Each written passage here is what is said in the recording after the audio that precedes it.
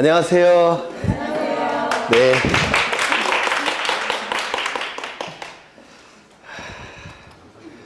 합격한 다음에 받아야 되는데 오늘 417쪽에 17쪽에 73번 볼 차례인 것 같아요.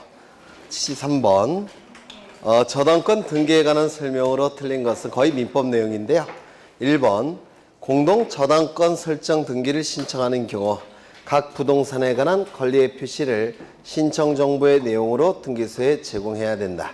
공동 저당권의 개념은 한 개의 피담보 채권을 담보하기 위해서 수개의 부동산에 설정된 저당권을 공동 저당이라고 하는데 민법에서 하셨죠? 그러면 그 수개의 부동산은 전부 다 동일한 채권을 위해서 담보로 제공되었기 때문에 각각의 표시를 신청 정보에 당연히 해야 될 겁니다. 그러니까 이 부동산이 저당권 설정 등기 신청한다 라는 의미로 각 부동산에 관한 내용을 당연히 표시해야 될 테고요. 2번 저당 목적이 되는 부동산이 5개 이상인 경우 등기 신청인은 공동 담보 목록을 작성하여 등기소에 제공해야 된다. 어디가 틀렸습니까? 네? 제가 공동 담보 목록 하면서 두 가지를 꼭 기억하셔야 된다고 했죠. 첫 번째, 부동산이 5개 이상일 때. 그리고 작성의 주체는 누구라고요? 등기관. 등기관이 작성하는 것이지 신청인이 작성해서 제출하는 게 아닙니다. 기억나십니까? 등기관이 작성해야 된다는 거. 그리고 5개 이상일 때 작성이 된다는 거. 3번 금전 채권이 아닌 채권을 담보하기 위해서 저당권 설정 등기 할 수 있다. 민법에서 하셨죠? 할 수 있습니까? 그렇죠. 피담보 채권은 금전 채권일 필요가 없죠. 금전 이외의 채권이라고 하더라도 채무자가 채무를 이행하지 않게 되면 전부 다 금전 채권으로 바뀌어요. 금전 이외의 채권이라고 하더라도 금전 채권으로 무조건 바뀝니다. 채무자가 채무를 이행하지 않으면 그 채권은 금전 채권으로 인한 금전 채권인 손해배상 채권으로 바뀝니다. 손해배상 채권은 무조건 금전 채권이에요. 그래서 채무 불이행으로 인한 손해배상 채권으로 바뀌고 그 손해배상 채권은 금전 채권이어서 배당을 받는 데는 전혀 문제가 없습니다. 이건 민법에서도 대단히 중요하죠. 4번 대지권이 등기된 구분건물 등기 기록에는 건물만을 목적으로 한 저당권 설정 등기 할 수 있습니까? 안 된다고 했죠.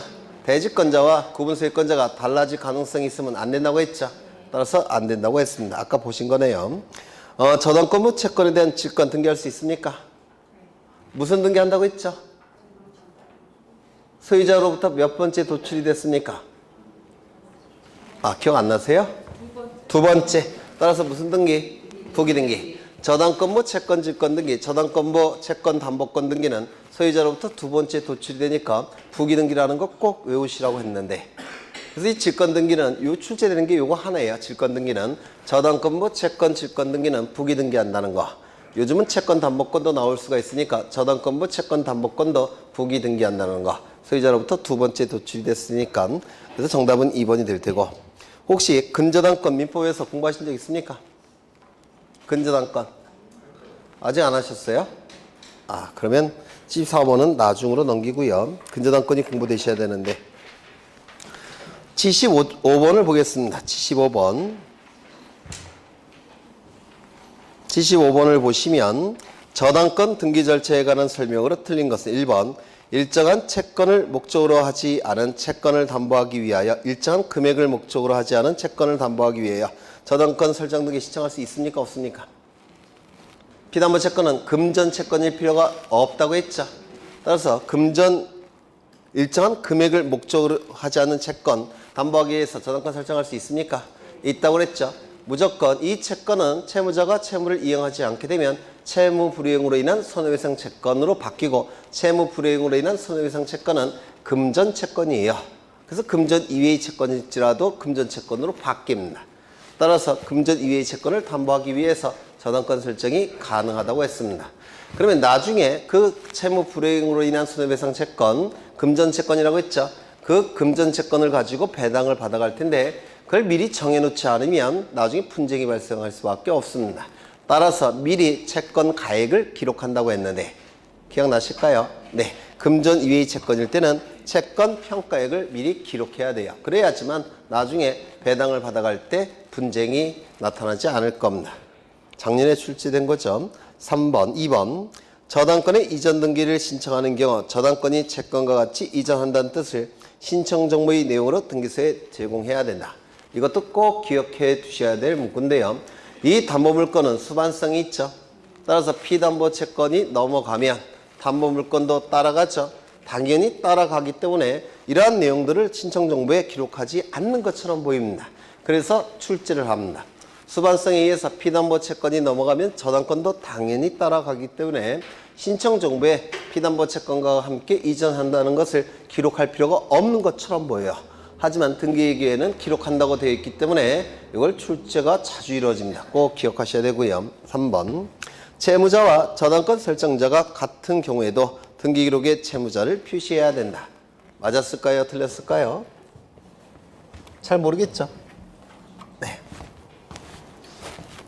여기에 부동산이 존재하고요. 소유자는 갑입니다. 을로부터 10억 원에 빌립니다. 그냥 안 빌려주겠죠. 담보를 요구할 겁니다. 그래서 갑은 을에게 저당권을 설정해서 담보를 제공하게 될 겁니다. 을은 10억 원의 피담보 채권이 발생했고 이를 담보하기 위한 저당권 등기를 할 테고 저당권을 취득하게 될 겁니다. 이때 을은 두 개의 법적 지위가 있습니다. 뭐가 있습니까? 두 개의 법적 지위. 을은 채권자죠. 맞습니까? 그리고 저당권자입니까? 그렇죠. 채권자이면서 저당권자예요. 갑도 두 개의 법적 지위가 있죠. 채무자죠. 그리고 갑은 담보를 제공했으니까 저당권 설정자가 될 겁니다. 맞습니까? 이때는 같은 사람입니까? 다른 사람입니까? 같은 사람이에요. 그렇죠. 그런데 이 채무자라는 것과 저당권 설정자라는 것은 의미가 같습니까? 다릅니까? 완전히 달라요. 채무자는 돈을 빌린 사람을 채무자라고 부르고 저당권 설정자는 담보를 제공한 사람입니다. 맞습니까? 네. 이러한 경우도 있을 겁니다. 여기에 이러한 부동산이 있고 소유자는 갑이 있고요. 갑은 을로부터 돈을 빌립니다. 얼마를 빌렸느냐면 10억 원을 빌립니다. 그냥 안 빌려줄 겁니다. 담보를 제공할 거예요. 그런데 갑은 부동산이 없고 다행스럽게 여기 와이프가 부동산이 있습니다. 그래서 저당권을 이렇게 설정합니다.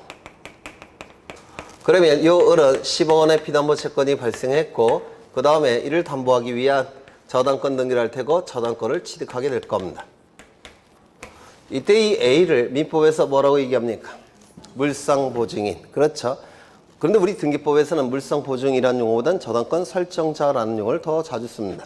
을은 두 개의 법적 지위가 있습니까? 채권자죠. 그리고 동시에 저당권자죠. 그 다음에 갑은 어떠한 법적 지위를 갖습니까? 채무자죠. 그 다음에 A는요. 저당권 설정자가 될 겁니다.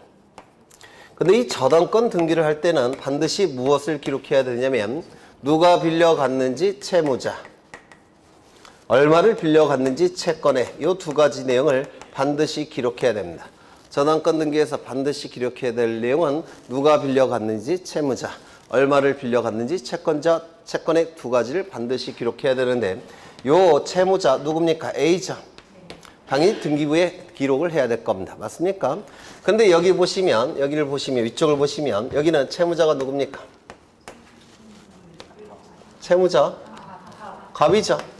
갑은 채무자이면서 동시에 설정자죠.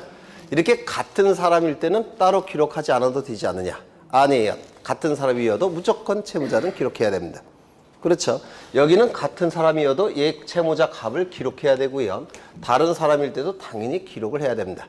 누가 빌려갔는지 채무자, 얼마를 빌려갔는지 채권에 이 두 가지는 무조건 기록을 해야 돼요. 그렇죠. 그래서 지문을 다시 읽어보시면 채무자와 설정자가 같은 경우에도 등기기록에 채무자를 반드시 표시해야 됩니다. 왜? 설정자와 채무자는 의미가 다르기 때문에 그렇습니다. 의미가 다른 거라서 채무자는 돈을 빌린 자, 설정자는 담보를 제공한 자, 뜻이 다르기 때문에 적용 법규도 달라요. 채무자에 적용되는 법률은 채권편이 적용됩니다. 저당권 설정자에 적용되는 법조문은 물권편이에요.